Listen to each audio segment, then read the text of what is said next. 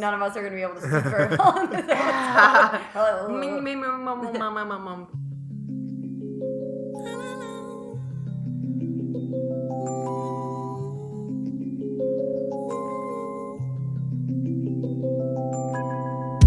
Let me take the time to get to know you. We can take our time, I'll wait as long as I have to. Let me take the time to get to know you.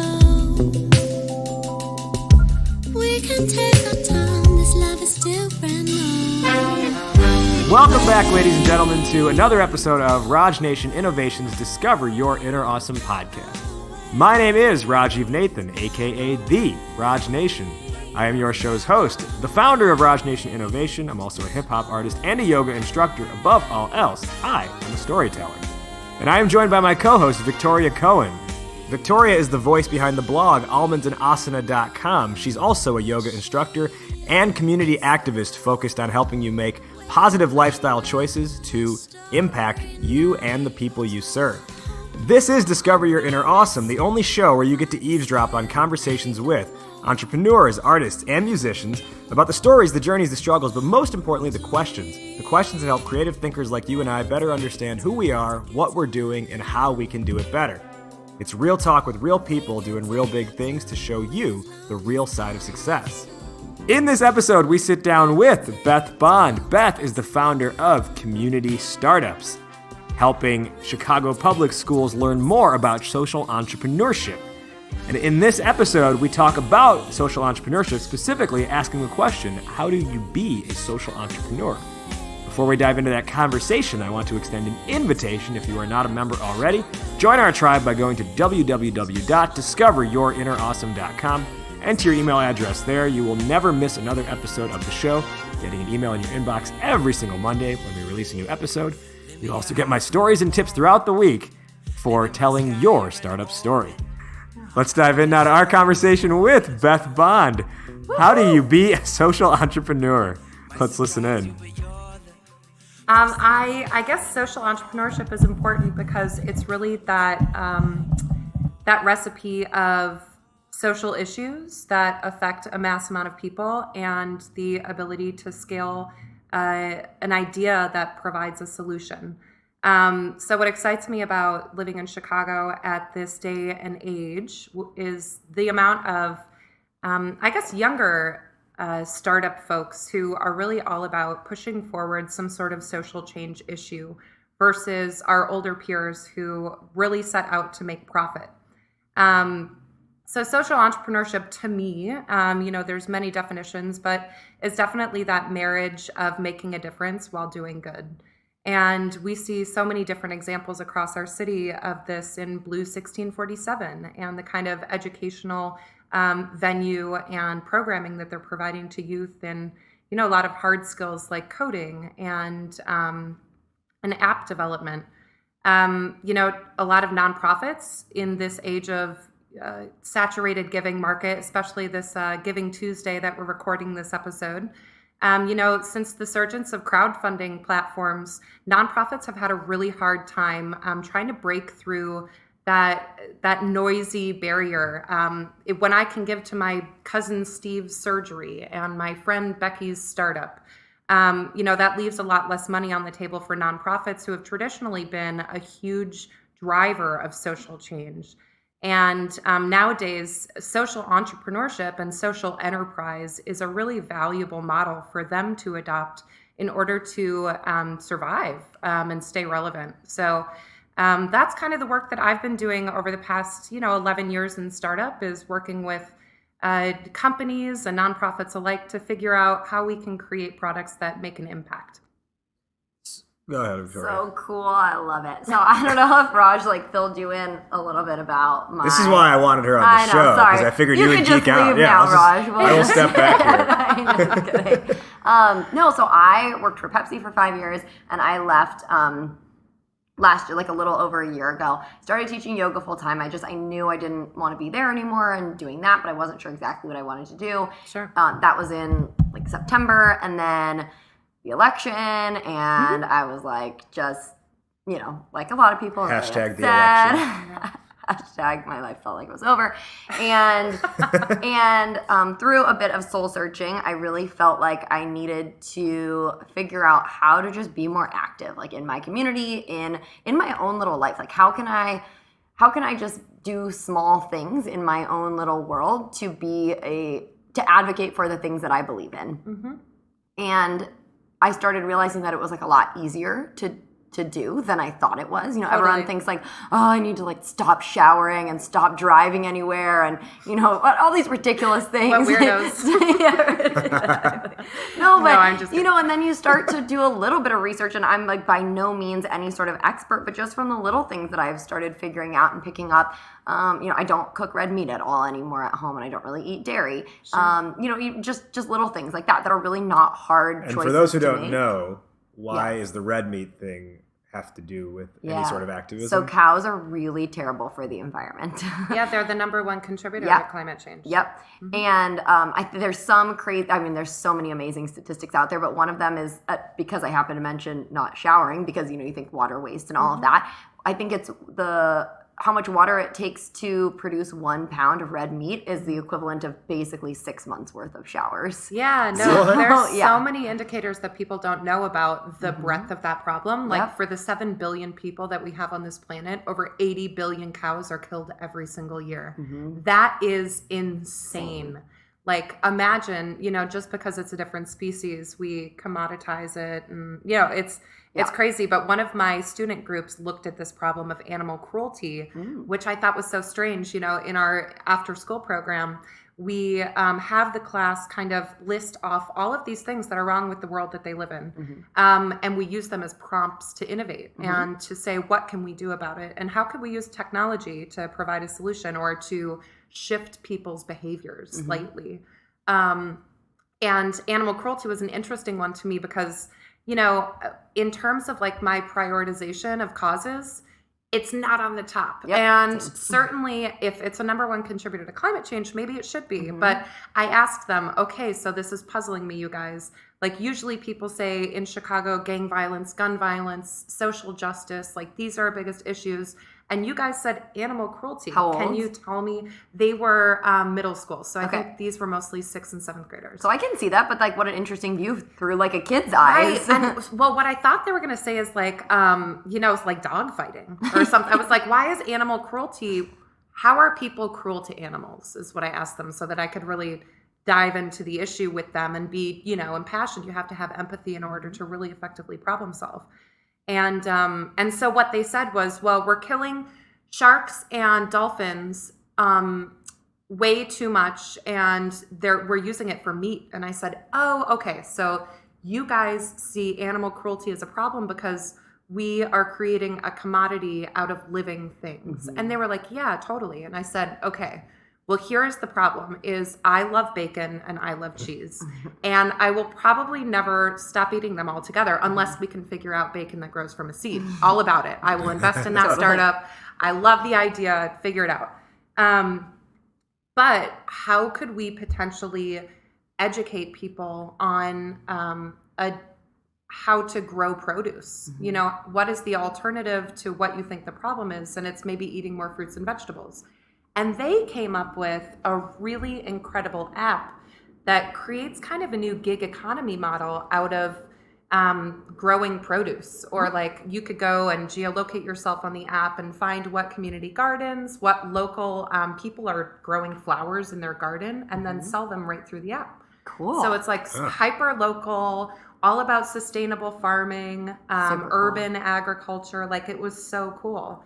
So like when we look at an initial problem set, we might jump to a conclusion as to where that problem lies. But, you know, when you dig deeper, when you get to the root of the problem, it's so much more complex and really fun to educate yourself around. Totally. So yeah, so absolutely. I think that's like really awesome. But so what I ended up kind of like doing with that is thinking like, okay, there's all these little things that I can do to feel like I'm, you know, contributing more, that I'm doing my part, doing the best that I can in little ways. So I started my blog, Almonds and Asana, and a lot of what I try to do, it's a lot of food recipes. And so a lot of it Okay. is around like sustainable cooking and sustainable eating Cool. and just being more mindful. So like being a lot more, plant forward in my foods, sustainable fish and all that kind of stuff. Sure. And actually one really cool company that's coming to Chicago, I don't know if you know of them. I happen to know a girl I went to school with a million years ago who works for them in LA.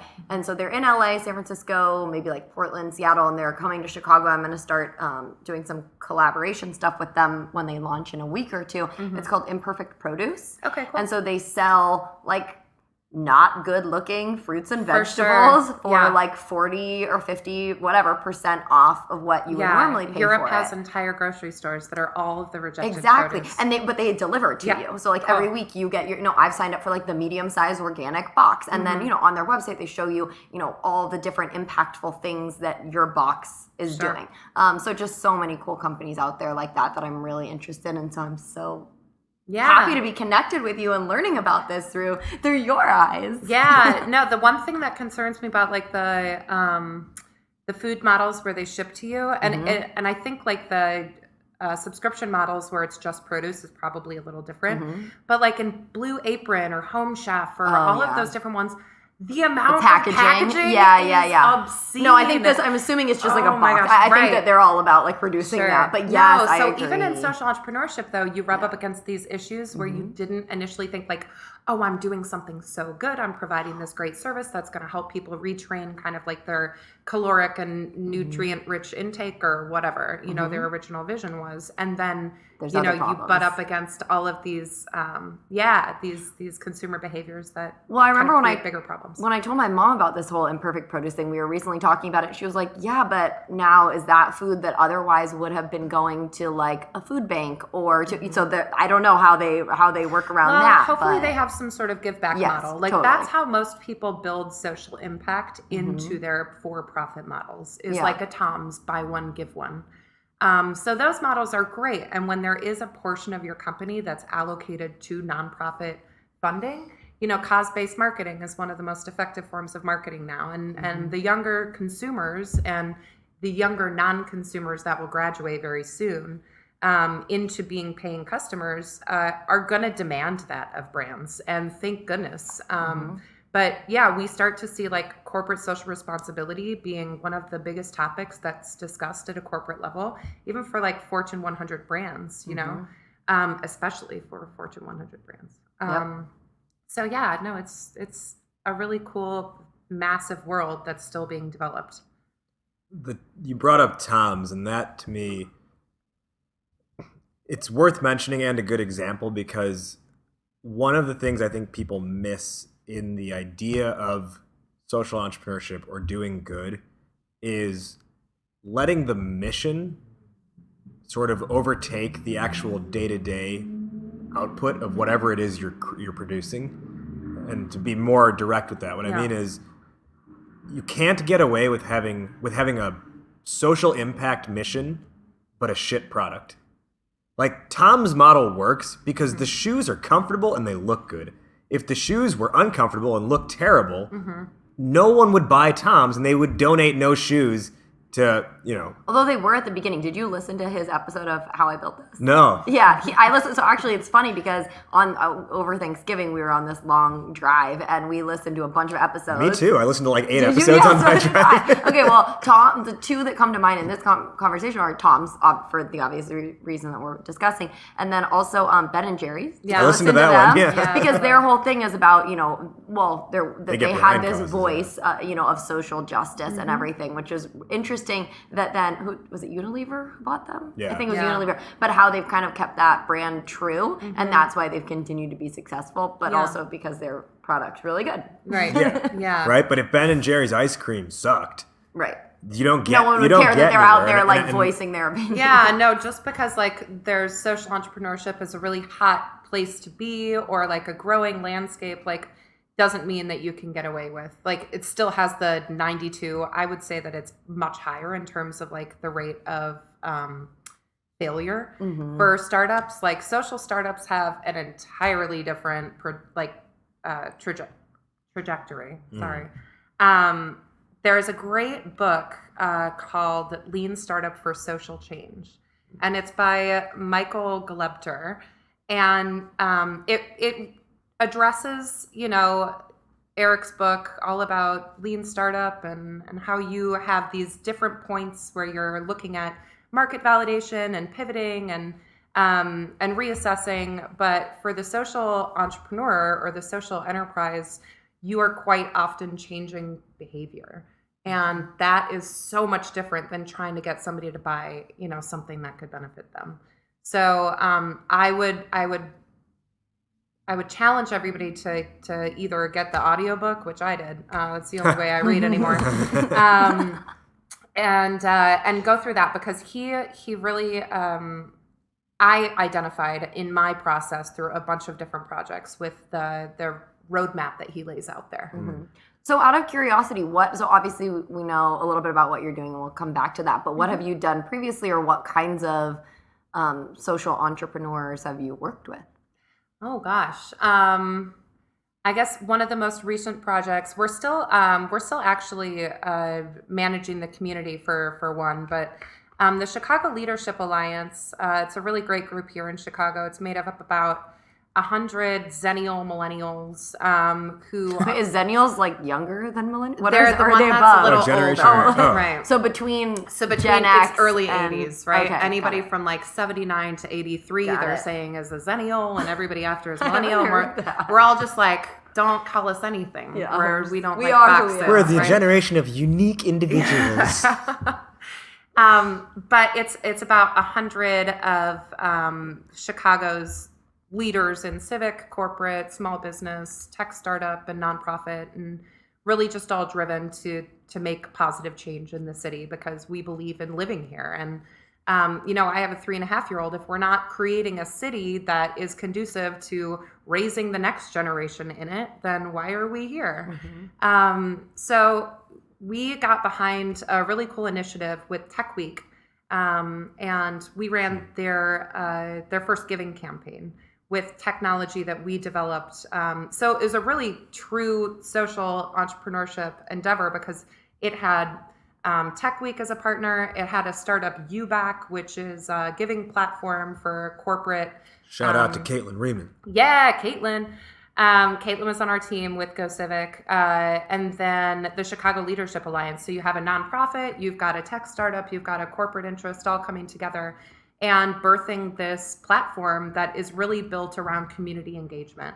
That's something that I focused in for the past 6 years, is how do we get people to engage better? We're at this great time where everybody wants to, mm-hmm. but if you didn't lay any track work before today, mm-hmm. You're going to have a really hard time trying to funnel people to what really matters. So last year, I guess in January of this year, we got together and said, okay, let's fuel the Tech Week campaign. We got the top 50 corporations across Chicago to participate in 90 days from March to June, raised over $1.6 million for local nonprofits and STEM education, and tracked like 40,000 volunteer hours. So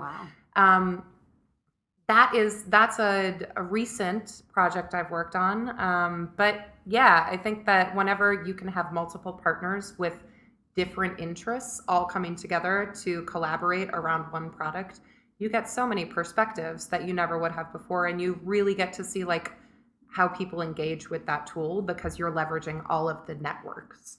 Mm-hmm. So yeah, it's interesting. How does one, so you have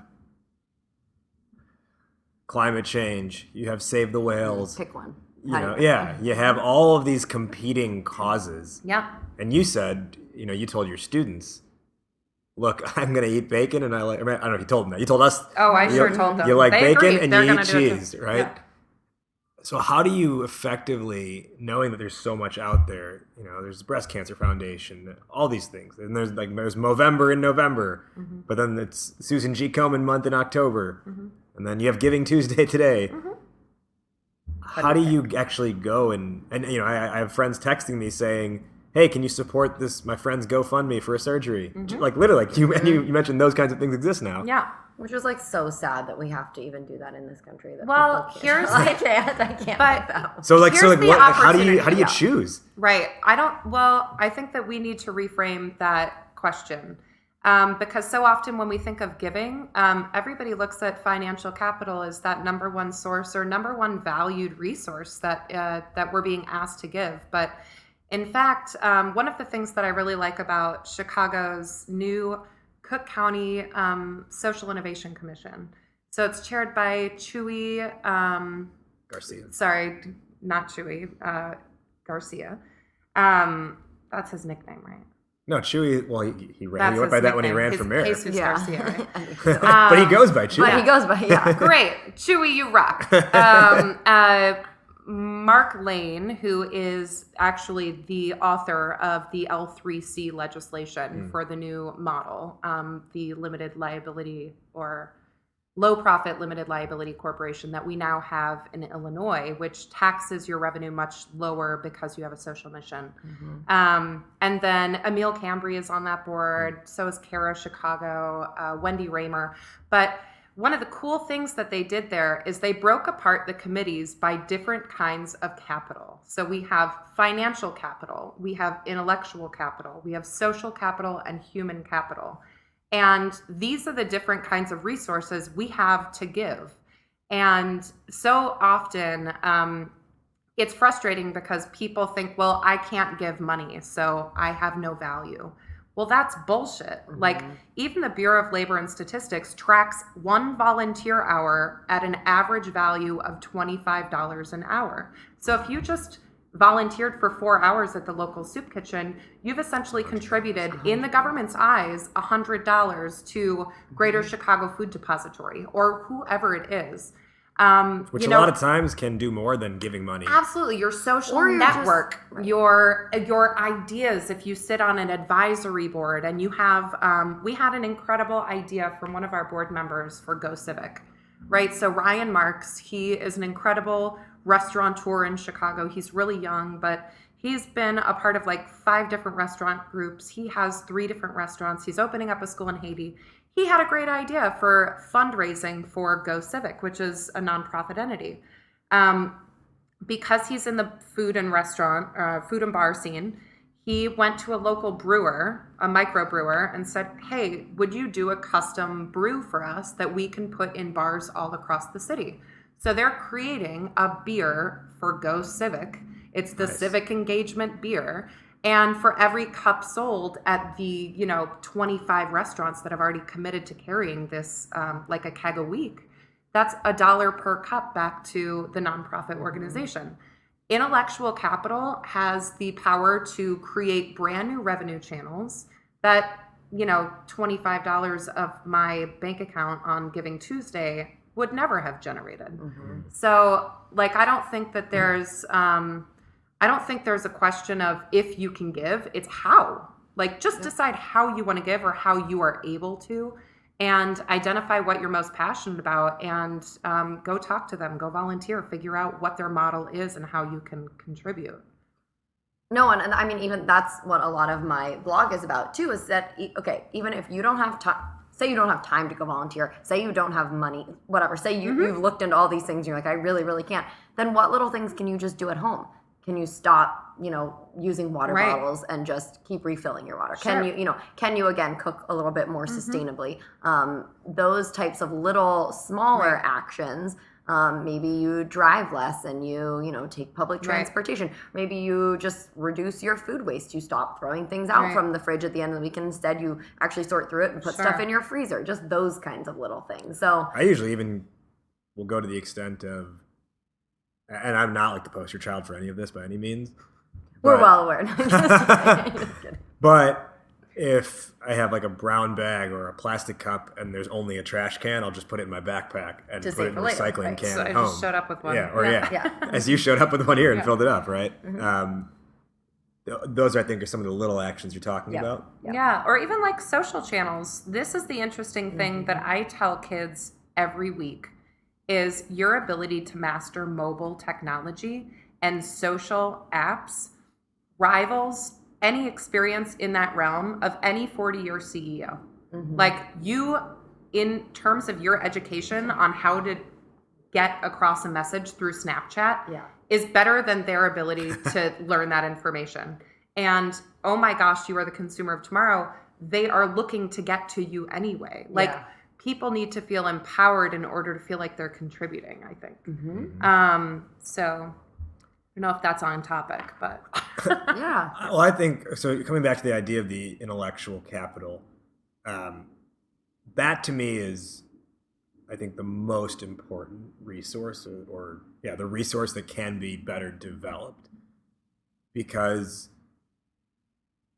just throwing money at a problem does not solve a problem. It puts a Band-Aid over it, but everyone, and I don't want to get into a whole diatribe here because I don't have enough information to make the most informed opinion, but everyone's like, oh, we have to raise minimum wage. It's like, okay, but everything else is going to increase a little bit then too, and you just still be behind by a little bit. Is it that we have to increase minimum wage, or is it that we can better educate communities so that they don't have to work this kind of a job? They can do something else and make money in different ways. oh yeah. Well, if we're going to talk about all the ways that education is broken, we'll be here a while. But certainly, I think that there is a huge push to get coding in our schools and cybersecurity training and all of these hard skills or these core skills that exist in future jobs. But the real thing that we need to be teaching kids as a foundational piece of knowledge leading up to those different vocations is design thinking, is looking at a problem, gaining empathy for the users that are affected by it, basing any ideation off of those data sets, and working in a team to collaborate on developing an actual solution. Critical thinking, problem solving, those are the core elements that we really need to be putting into classrooms versus rote memorization and The periodic table of elements. I'm Hey. a super nerd, I love the periodic table. I do too. I get it. But it's actually, I only bring Wait, that up. hang on. I because- love that the exchange just happened was, wait, I'm a nerd. I love the periodic table. No, I do too. No, I'm just saying, I don't but it's funny because, again, I was just having this conversation with my mom about my 6-year-old nephew and just all the things that he will and won't learn in school. They've gotten rid of cursive, and how much writing will he actually No one will need ever be to able to learn read how to that, do, right? because he does everything Right. on computers. We'll Whatever. never know the other meaning of a mouse. It will Yeah, right, exactly. But then we were even talking about, how about all of those things that like the periodic table of elements? Does he really need to know all that in his head? If you could just kind of Google all those things. I don't know the answer to that question, and that's one totally random, arbitrary thing. But it's just so interesting if you really start to think about the types of things that we learned, even just specific dates of things that happened in history that maybe we were taught, as opposed to looking at a more big picture version of why did this happen, how did this affect this, as opposed to in 1840, it's interesting because now you just look all that up. It didn't used to be so easy, so people needed to know those kinds of things, and now Teaching real history would probably also help. exactly. Yeah, well, there's that. Right. No, I agree that, there are certain things that some people are better equipped to know and understand versus teaching a mass population information that they don't think is even relevant to them. If we taught statistics in schools versus calculus, maybe, our economy would be a little bit better off because people would understand the risk aversion of making certain decisions, right? So I think maybe the next segment you can do, I'll hook you up with someone from CPS, is to do education and what opportunities we have to improve it. Well, I do think, though, just to take that math example, right? You could teach some advanced mathematical concepts as they are, or the one I always look at, I was like take sine and cosine graphs, for example. Not that I was not I wasn't opposed to it because I didn't think it was that hard to learn at the time. I don't remember any of it now, but at the time in high school, it was fine. Sure. But if they had explained it in the concept of this is what a sound would literally what we're recording right now is sine and cosine Practical graphs taking place. application will make things stick much more, right? You can say something, or you can make people, it's like using the 5 senses, but once they feel it or can see it in their life, for sure, it sticks better. When we had Professor Patrick Murphy on, Oh yeah. actually, I think it was the first time, so the 4th episode of this show ever, pre-Victoria. he said, because the way he teaches his class is, and I took his class as a student several years ago, practical application. Yep. And he teaches an entrepreneurship class. So the line he said in that episode was, he said,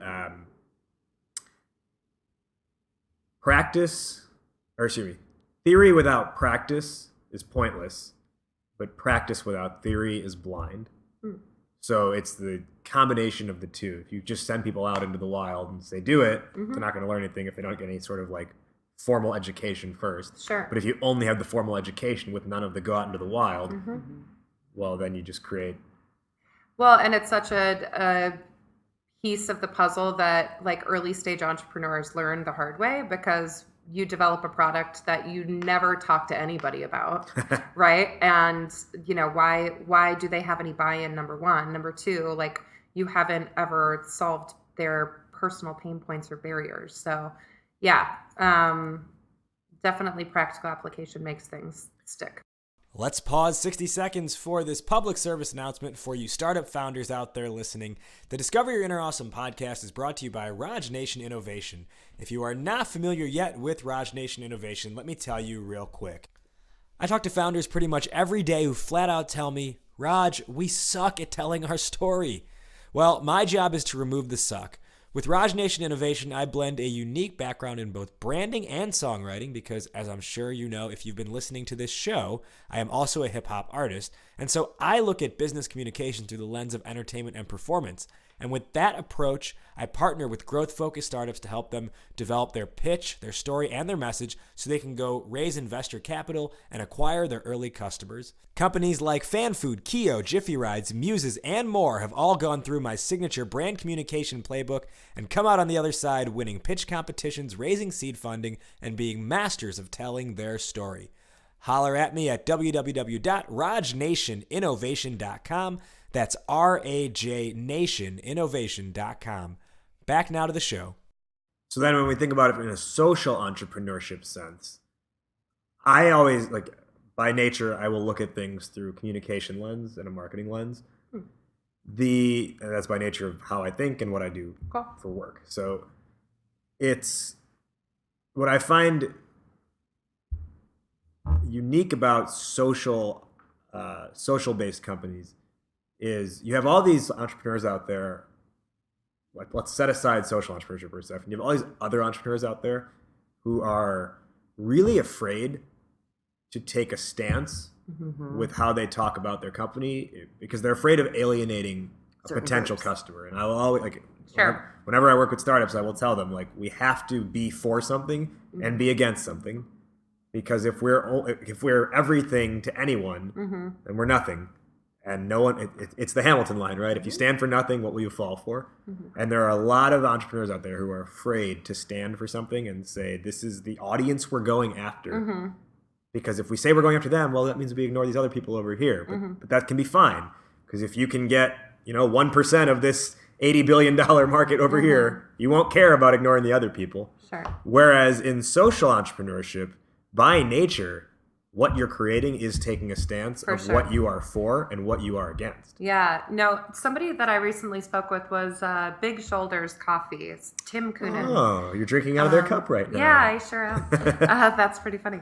But one of the comments that he made, which kind of shifted my perspective a little bit in terms of small business owners, like certainly in tech startup, like there's a huge risk that you're taking and in all startups. But the point that he made was that being a business owner is a political statement. Like you are making a statement of where you want to do business, who you want to do business with, what the price point or threshold for cost is that you think they can absorb. Like it's a political decision, not only the fact that you have to go through permitting and licensing and state requirements for starting that business. So certainly you have to take a stance because that's what brand identity is all about, right? And the people that do, we respect that much more for it. I don't know, we could probably name off 5 examples within the last week, but certainly like after the Uber catastrophe with their CEO, there were certain companies that used that as an opportunity to say we are not like them, come to us. You know what I mean? So yeah, I mean, you can actually look at your competitors and see what stances they're taking, and then take the rest of the audience that they just alienated. Yeah. Right. Yeah. So Victoria, do you consider I would say you are, do you consider yourself to be a social entrepreneur? Yeah, I have a hard time categorizing myself as an entrepreneur. I don't know. Does a blogger count as an I don't know. I'm not really Are you sure. working independent of someone telling you what to do? Yeah, I guess so. I don't know. I have a hard time like giving myself that particular title, but if you are, then if you're calling me an entrepreneur, I would say You're yes. a social entrepreneur. I'm a social entrepreneur. No. I said no. I said I wasn't. No, I'm not saying you are a social entrepreneur. I'm saying if you're saying Oh, so what? So now I'm not a social entrepreneur? I'm saying if you think that I'm an entrepreneur, okay, fine, that's fine. If you want to give that title, then I would give it the social entrepreneur title. Okay. Because yes, what I feel like I'm doing and what I feel like I want to do is has like a social mission, And if benefit. you will. Yeah, and benefit. Yeah. And I don't know exactly what it is for sure at the end that I want to create. But what I'm creating in the process certainly has a large undertone of And I think social that action. would, whatever that endpoint is, that would be your social enterprise. Totally. You are a social entrepreneur testing different ways of launching whatever, Right. revenue It is. generating Right. idea you have. Exactly. But Yeah. yes, the social aspect is entirely what drove me to start my blog. Yeah. And I would say if you're ultimately going to monetize in some way, you're in the startup world, you'd just be in pre-revenue right now. Yes, I sure you're am. Nice way of saying Yeah. I know. You're giving me all kinds of really fancy titles over here. I do love that phrase though, pre-revenue. pre-revenue. Yeah. We haven't made This a dime. honeymoon Yeah. We can keep making up numbers because we haven't made anything exactly. yet. Let them fall from the sky. So when we look at this from the lens of choosing a path of entrepreneurship or social entrepreneurship, I guess let's call it standard versus social, what things does a person need to consider if they want to go into social entrepreneurship? So I don't know that there's obviously a difference between being an entrepreneur and a social entrepreneur, but I think in 2017, everyone has some social element built into their business. So, I mean, it's almost harder to find a company that doesn't Exactly. than one Right. that does. Yeah. Like everyone knows you kind of have to start doing that. We've just totally reframed what it means to be an entrepreneur, I think. And there's not many people that are just doing a pool noodle anymore, although very good revenue generating idea. But But the ones that are doing it with biodegradable styrofoam. Yeah, no, for sure. See, like there are ways that people are innovating that are purely like revenue generating, but there is some social element to them. So what do you consider when starting a business? Like same sort of thing.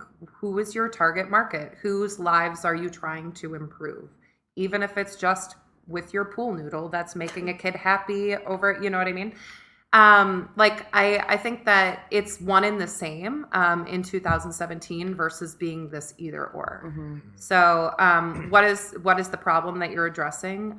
What is the idea that you have? How are you different? And I think the social element comes into play when you actually have KPIs or key performance indicators with community impact tied into it, right? It's just additional reporting that you're doing based on the roadmap that you have set up. So our company we're going to create is Pool Noodles for Cool Doodles. Cute. Every pool noodle you buy, we will donate a crayon to a child in need so they can draw out a cool one doodle. crayon.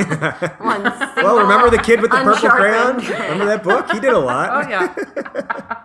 Pool noodles for great. cool noodles Tell for us cool Tell us doodles. how that works and when you're not pre-revenue. We're still in the pre-revenue stage. That's funny. An example I really actually like, just giving a local example, the yoga studio down the street here that Victoria and I both teach at Bare Feet Power Yoga. The owner, Robin, oh, whoops, that way. Pointed the wrong direction. It's okay. They don't know where you're pointing. So the owner, Robin, who has been a guest on this show in the past, she kind of she has it in her head and heart to like do what she can to make yoga accessible to everyone. Sure. Because yoga studios are expensive, right? And it's exercise at the end of the day. Yeah. And should exercise cost that much? Who knows? But in order for her to operate her business, she has to charge membership rates. Sure. And what she's had for a long time is every Saturday afternoon a free community class. Cool. And what she said she was, kind of struggling with recently was like she wants to be able to pay the staff better, pay the teachers like Victoria and I and the others better. But you can't do that without making more money. And how do you make more money? You increase membership rates. And she's like, but then that gets or me find further. Additional revenue Yeah. channels, right? But you can't do that. But in doing that, you now make it less attainable for some people to be able to afford to go to the studio. Sure. So sort of like the compromise she did was she did raise rates. She is paying us better, but she added a second free community class during the week. So now in any given week, you can go and take yoga twice for free at her studio, which I think have to get there, right? Yeah. Transportation, man. Yeah. Like in terms of accessibility, I think transportation and mobility issues are probably the biggest barrier, other than, people not having access to Wi-Fi or tech devices. But like transportation is largely, I think, a number one issue. And I know of a lot of different corporations that are really looking to invest in solutions around that. But it's interesting because a lot of the times we're creating business models or viewing things through the lens of today, whereas like in 10 years, the market size of Chicago will be dramatically different. And there will be so many other considerations that aren't even on our radar right now. So, I think like one of the things that a lot of people turn to a lot of times is corporate sponsorship, right? So like if she's going to do a community yoga day, what if it's presented by, certain corporations have a very specific community focus in different neighborhoods of the city because they're kind of like piloting out what it is to really look at a geo-targeted area and try to make impact so that they can quantify results on it, right? Like Mesero Financial has a huge focus in the Brighton Park neighborhood. So if you have free community days, maybe, they're getting somebody to sponsor some sort of ability to transport people in. Partner with Lyft. Lyft is incredible partnering with different people in the city to provide transportation access. There's a lot of different people that are looking at that, but certainly a barrier is access to anything is transportation. That's interesting. Let's talk more about you and what you've built, Oh, Beth. so I'm a Gemini. No. So, your company is Community Startups, which is specifically focused on social entrepreneurship programming for Chicago public schools. That's sort of like the baseline level understanding of it. Can you let our listeners know why it's about more than just social entrepreneurial programming? Yeah, so I started Community Startups about 3.5 years ago, just kind of volunteer teaching social entrepreneurship and CPS. There's a great nonprofit in town who's actually no longer set up shop here. Citizen Schools that invites, their mission is inviting everyday citizens who are background checked and fingerprinted into CPS classrooms to teach their passion to youth. So using people who have that practical application, who are super impassioned versus a teacher reading, coursework out of pre-approved curriculum to a class. And so we would go through this process of identifying huge problems in the community and coming up with solutions that were tech-enabled. And every single time we had a program, and we'd have a big pitch night where all of the youth would get up on their teams and they'd present their solutions to all of the parents that showed up and teachers. And it was so funny because I knew that so many of them could be funded. I was like, oh my gosh, not only are these ideas from youth totally underestimate their ability to like hype people up about what they've created. Like the fact that a middle schooler is coming up with a mobile app is enough to get anybody hyped up about even just downloading the app while they're there. You know what I mean? Like people love when kids are selling stuff. It's like the lemonade stand, but 2.0. Right. Kid president. Right, totally. So Now, I'm not talking about our current president. I'm talking about the actual YouTube series. Yeah, no. Do we have a current president? I don't know. He's a kid too. That's the joke. So, Oh my god. but it was so exciting because I'd be like, oh my gosh, I know people who would buy this if we could create it. And so we kind of took that programming outside of Chicago Public Schools and brought it into different tech corporations around town through like an accelerator model over the summer. So this captive period of time where students had free time and, we could transport them downtown. And we turned this kind of just after school program into a real living, breathing accelerator where they would work with Motorola and they would work with Uptake and they would work with Groupon and they would work with all of these corporations to think through what it is to bring a product to market, price it out, develop a prototype of it. Like that process is so overwhelming even just for adults. So it transformed into this, after school program into, a full-blown accelerator. And 3 out of the 5 products that we've put through over the past 2 years have received funding to actually go into development. So yeah, it's giving youth or young people, our next generation, access to real world experience, what it is to problem solve, what it is to develop and bring to market, and even see all of the spaces that really innovative companies are doing that in all across the city. Can you talk more about the access component of this and why that's really key, is providing access? In terms of transportation access? Well, you said access to the opportunities to be able to do these things. Well, so one of our students, one of our teams last year worked on this kind of solution. So they said, let's look at unemployment, transportation, and food access. Like they really wanted to take on a lot, right? Yeah. And I was like, oh shit, how do we really merge these all into one? But when you talk to people and use the demographic who faces the problem most frequently as your kind of stakeholder group, you realize all of the different complexities of those barriers, right? So I grew up traveling, but we always had a bus to school, right? Did you grow up with a yellow school bus that pulled up outside and brought you to school? Yes. So what most people don't know is that in Chicago, middle schoolers and high schoolers actually have to travel by CTA. There's no bus for them because we're in such an urban city. It's kind of crazy, like the amount of money that CPS would have to put into school buses. And they do that for, I believe it's charter schools and elementary or special needs programs. But for the majority of students in CPS, they're actually transporting on public transportation, which is usually not on time or safe. And if their parents don't have $5 that day for connection fees, they're not going to school. So it's this huge problem that I wasn't even aware of. And what they ended up doing was looking at the ride sharing models like Lyft and Uber and saying, okay, well, couldn't we do like some sort of carpool service where based on my school schedule and the routing location of people nearby me who also need to go to the same school, let's get a carpool service picking youth up, kind of like Lyft or Uber. They actually used Lyft. We use Lyft for all of our transportation stuff. They're incredible. But then transport to school. And because there are so many different organizations who have transportation within their mission of funding nonprofits, we were able to find dollars to allocate for a pilot group.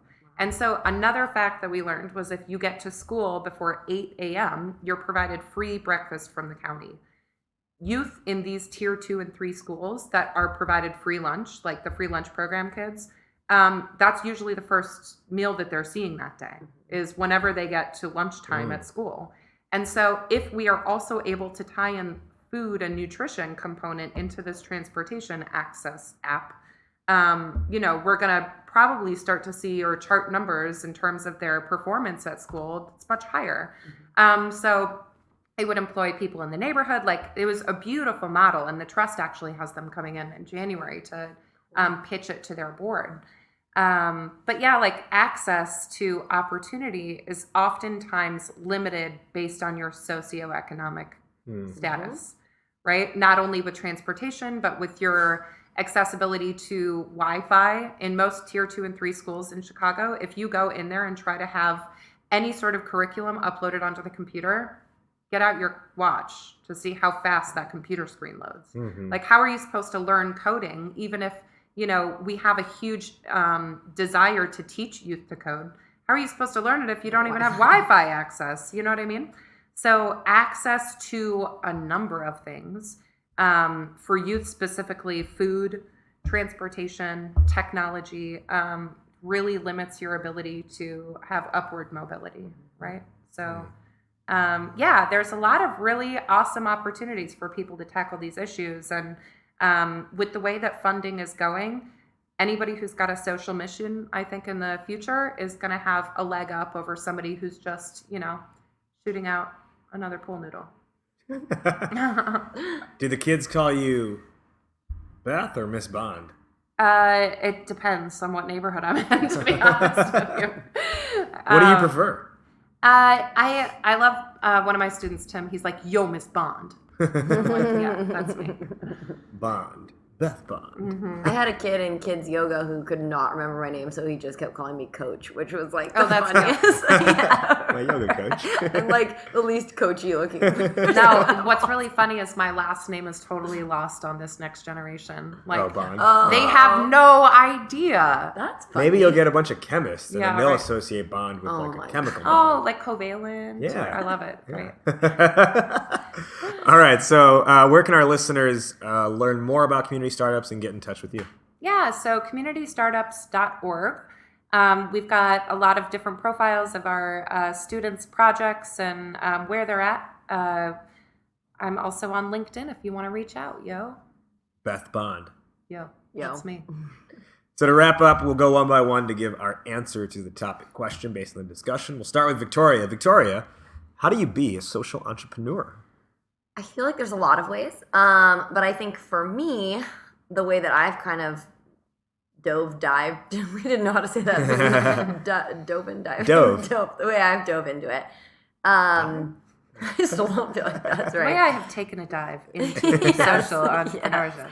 Is for me, it started with feeling like I needed to do something. I didn't want to just keep being a consumer and a spender and a person walking through the world that wasn't conscious about how each thing I was buying, each product, food thing I was making, whatever, that it did not thinking about the impact that those things had down the line. Mm-hmm. So for me, that's kind of how my desire to be more socially conscious came about. But I think from an entrepreneurship perspective, it's just choosing some elements. If it's not going to be the whole purpose of your company, then it's at least choosing some element of giving back or being socially aware. Yeah. And so I think it means that pretty much anyone can do this, whether you're just your own person or you are a massive company. Even if it's not your entire mission, it can still be a part of it. And in fact, it has to be. Yeah. There's really, there's just not going to be a whole lot of opportunity going forward for companies that just want to make a pool noodle with nothing else attached. My answer for how do you be a social entrepreneur, I'll give the aggressive capitalist take on this. It's more so have a product or a service that is worth buying even if you did not have a mission tied to it. Because I think if you rely solely on the good of people, you won't get very far because it has to be something that they actually want already. Like if organic food tasted like shit, people wouldn't buy organic food just because they wanted to be better citizens, right? You still want to like and enjoy what you eat at the end of the day. So I think it is, don't just think because you're using the Tom's model that all of a sudden people are going to get on board. The shoes have to look and feel good for people to get on board. And then just one other thing I want to add is on the consumer side of it is my friend Matt Wilson, who's been on this show a couple times, he said this a few years ago at this point, but he said every dollar you spend, and I think he was quoting someone else, but every dollar you spend is a vote cast towards the world you want to create. Beautiful. Yep. So I think that's an important thing to understand from the consumer end. With where your money is going is where the future you're trying to have happen is going. Great. Beth, how do you be a social entrepreneur? You Just be Beth. care like a crazy person. Like social entrepreneurship in general is a hard road to hoe. So you have to care deeply, deeply, deeply about the passion about the problem that you're trying to solve. And learn as much about it and the people who are affected by it as possible and talk to them. Like when you, the most powerful thing you can do when you have an idea, especially if it's about solving a social issue, is talk to the people who are affected by it so that you understand all of the complexities that are tied to that social issue. And then, assemble a really collaborative community to attack the problem. Don't try to do it by yourself. That's what social is bringing to the table, right? Is talk to people, make it a collaborative community, and get buy-in right from the gates and go for it. 008, Beth Bond. Thanks for being on the podcast. 008. Yay, that was so much fun. Wait, I have to ask, what's the 22 on your finger? Oh, I love numbers. I'm big into I like numbers 2 and 22 numbers. is my favorite number. Is it really? I'm October 22nd is my birthday, but Oh, 22 great. is like my number I see everywhere, including your finger. I do too. No, it comes up for me even in the totals Yeah. as I check Oh, out. yeah, me She's too. talking about everything. a tattoo for those who are Yeah, confused. on her finger she has a 22, and Yeah. I see 22s everywhere. Oh my gosh, Oh. Victoria, we're gonna do something. something. No, it comes up a lot for me. Got it. Cool. Maybe it's just one of those numbers everyone. How do you be a social entrepreneur? You get some tattoos, Yeah. No, I'm just kidding. That wrapped up our conversation with Beth Bond. Beth, thank you so much for joining us, for sharing your journey, your experience, your story with our listeners. Did you, the listener, enjoy this episode? If so, the best compliment you can give us is a rating and review on iTunes. Ratings and reviews help more people find the show, therefore more people get to discover their inner awesomes. While you're leaving that review, go ahead and subscribe on whatever platform it is you listen, whether that is iTunes, Google Play, SoundCloud, Stitcher, or the various other podcasting platforms in which you can find the show. For full show notes, references, and resources, grab it all at www.discoveryourinnerawesome.com. That'll do it for this one. Thanks again to Beth Bond for joining us. For Victoria Cohen, I am Raj Nation. You have been listening to the Discover Your Inner Awesome podcast. We will see you next time. But in the meantime, take care and be awesome today. We out in the scene, we've been in love, but ain't feeling it this obvious. My baby's sweet, she's sweeter than all outdoors. Love course through my veins and out of my pores. I want you and I need you. Won't you come and see me? I want you. Never wanna hurt you. I want you. I want you. Never wanna hurt you. I want you. I want you. Never wanna hurt you. I want you. Yeah, I want you. Never wanna hurt you. I want you. I want you. Never wanna hurt you. I want you. Yeah, I want you. Never wanna hurt you. I want you. I want you. Never wanna hurt you. I want you. Yeah, I want you. Never wanna hurt you. I want you. In this episode, we sit down with Beth Bond. That is tough to say, with Beth Bond. That's the first time I've ever heard that. Okay. Beth was a hard one to Okay. say. Let's dive in now to our conversation with Beth Bond. Damn it, no. Come on, I can do that, right? Yeah, it's fine. Keep going. It's my Welcome, personality. Beth. Thanks, Victoria. You're on, lady. That's how this episode is starting. It's a little different, folks. Okay. I can't anymore. Oh my god. Come on, we're gonna Kill be you. funny. This is my personality.